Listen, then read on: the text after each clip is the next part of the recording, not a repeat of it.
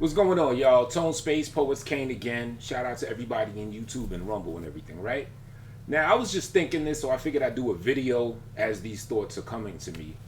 And, for the longest time with the Tupac murder investigation, I've seen so many different theories entertained. I've seen so many different theories to entertain regarding Tupac, from him still being alive, to him being an agent, and to all of this just being one huge stage performance for the public. The whole world is a stage, stuff like that. Things that I don't even say I totally rule out as a possibility. I like to put things in its different framework and everything. And being that I do, when I go into the world of either Keefe D and them did the murder, or Reggie and them did the murder, deathrow cops, rampart cops, and all that stuff. When I go into that world, I'm starting to think that not just myself, everyone, it's probably about time that we abandon or we put to rest the Reggie and them did it theory. And I'm going to explain why. Very simple, extremely simple. Occam's razor type logic. And that is, Keefe D got arrested.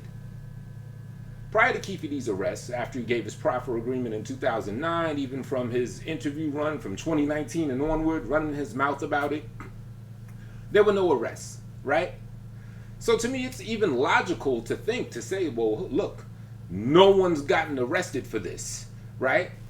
So if Keefe and D really did it, then wouldn't they have locked him up by now? Oh, that's because he was set up to do the proffer just so they could follow one narrative, and then just so that they don't dig into the Biggie situation and tie all the people responsible to that, where, the real crooks could just twiddle their mustache and tilt their black hat and get away, right? But following Keefe D's actual arrest, and I said this a couple videos back, now there's something tangible that we can attach to that. An arrest. Not only that, also, if you tune into the Bomb First channel, if you tune into Reggie Wright when he goes on other platforms and talks, he's been talking about this pending Keefe D arrest for a while, I think for well over a year, predicting around the dates when it happened, with his inside connects in the police department and stuff like that. But he's been on top of this, right? So let's say Keefe D and them was the scapegoat, and really Reggie and them and the cops and everything is behind the scenes and puppeteering the situation. Well, he's a 60-year-old man now, Keefe D that is. If anyone else had something to do with it or was like working the strings, he would roll on them. He would blow up the spot. And you know what else that would mean? That would mean someone like Reggie Wright Jr. is going to be quiet about that. If anything, he's not going to be like, I don't want to say gloating, but he's not going to be anticipating an arrest to come. He's not going to be on video every day on the Bomb First channel talking about it and everything. It's going to be all mums the word. But no, Reggie is on the front line still talking about it, talking about that it was coming and everything, following all the details and the intricacies of it, right? So if he were really involved, why would he be doing that?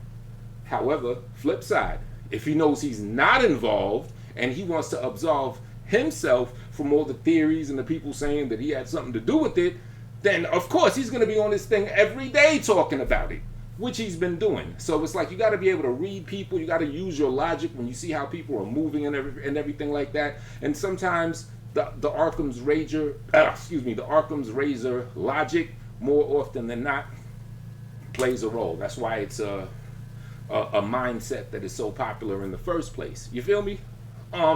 Now there are some people that will say stuff like, well, wasn't Reggie Wright Jr. trying to warn Keefe D, telling him to just shut his effing mouth and stop talking about this stuff? Why would he do that? Isn't that kind of strange? Maybe he's just faking it and he really didn't want Reggie to get the police attention and then roll over on him and all that. Well, also you got to look at it like this. These are people that have known each other or known of each other for decades. They grew up in the same neighborhood, stuff like that. And this thing happened well over 20-something years ago. Both individuals, Reggie Wright Jr., Keefe D, most people related to the situation that's still around or whatever, are like 50 plus. They're not in their 30s, early 40s, or even 20s anymore. And with age, it comes down to certain laid backness that people have. And even if they're not friends, they have such a familiarity with each other that there is going to be some form of empathy, involved. So I could easily see someone like Reggie having some form of empathy and saying like, like a two-folded thing. Humanity is complex. It's not black and white. You either feel this way or feel that way. No, on one hand, he's probably like, well, yeah, Keefe D does need to go down for his involvement in this. I also need to be absolved, so I want to see him get arrested for that. And then simultaneously, the empathy can come out, and the sympathy is like, yo, dog, why don't you just shut your mouth? You took the agreement, you got away with it. Just chill, just be quiet, take it easy. So if you ask me, that's all that's about. But if he had anything to do with it, I don't think he would be on the front line talking about it, covering it, and everything like that. So personally, I think I'm gonna put the Reggie Wright Jr. and them did the Pac situation, putting that to bed. Now, of course, there are still a lot of things that's funny, a lot of things that make you go or whatever.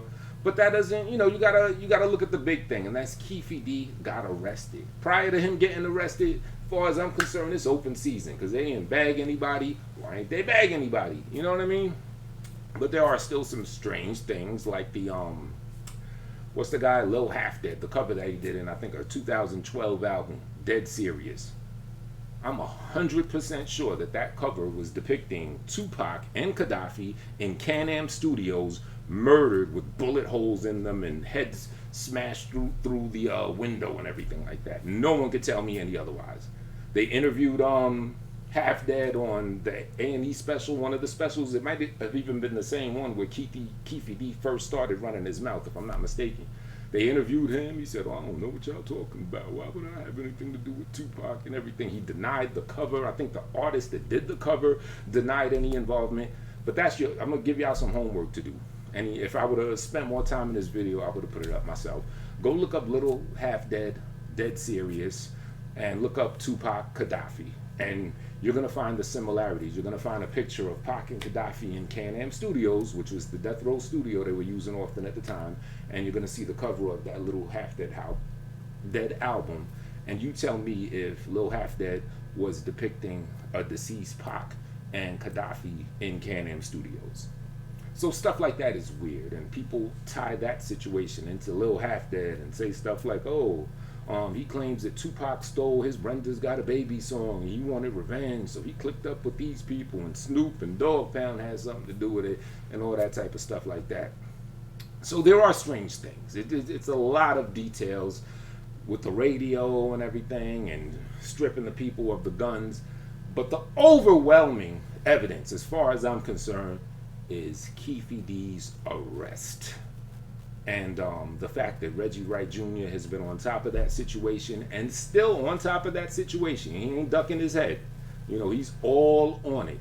Now, to me, someone that is trying to say, told you I didn't have anything to do with it, that's exactly how someone like that would act. So the comments are right down there. So y'all tell me what y'all think.